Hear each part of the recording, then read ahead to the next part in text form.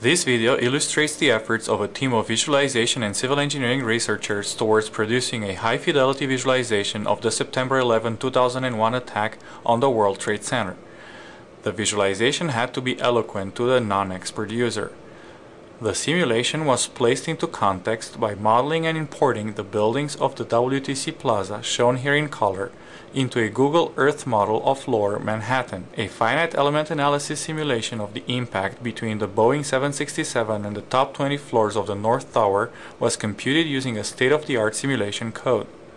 Then, the simulation results were imported into a state-of-the-art animation system where the visualization was produced. The simulation tracked the impact over 3/4 of a second real time. This sequence is 13 times slower than real time. All the animated geometry seen here was created automatically from the simulation output data.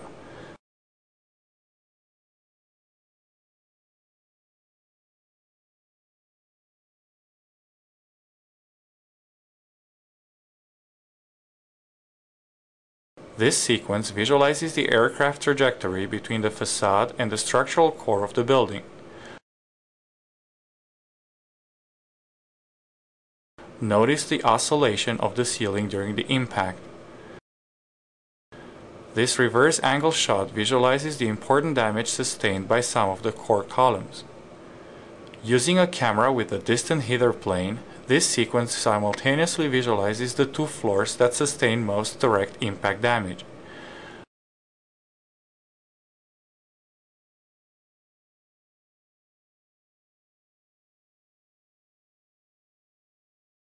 Notice the right engine titanium shaft, which traverses the building virtually intact.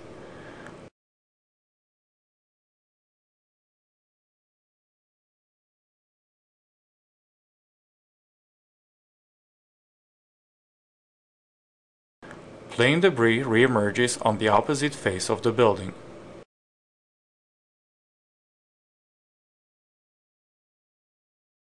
The jet fuel in the central and two wing tanks was simulated using smoothed particle hydrodynamics, or SPH.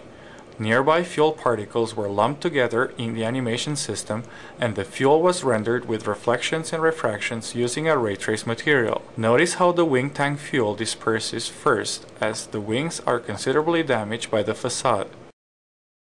The core columns are essential to the structural integrity of the building. This sequence visualizes the damage to the core columns and to their connecting horizontal beams by rendering all other entities with transparent materials.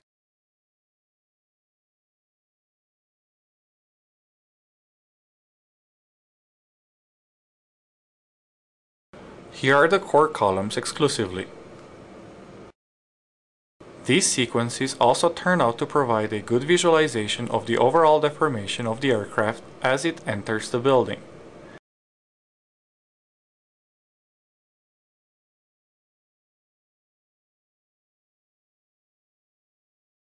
The simulation did not consider the effects of the explosion and of the ensuing fire. Here, the fuel particles were used in the animation system to automatically produce a plausible fire visualization. As can be seen in this side-by-side visualization, the simulation fuel particles control the fire computed by the animation system.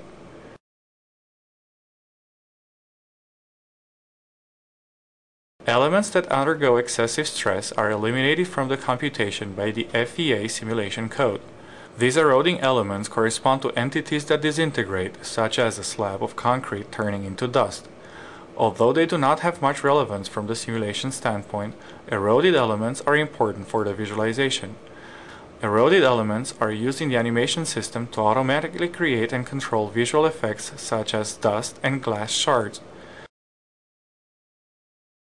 The visualization produced leverages the strengths of a state-of-the-art simulation system, which models the interactions in detail based on physics' first-order principles, and of a state-of-the-art animation system, which produces a high-quality visualization of the simulation results.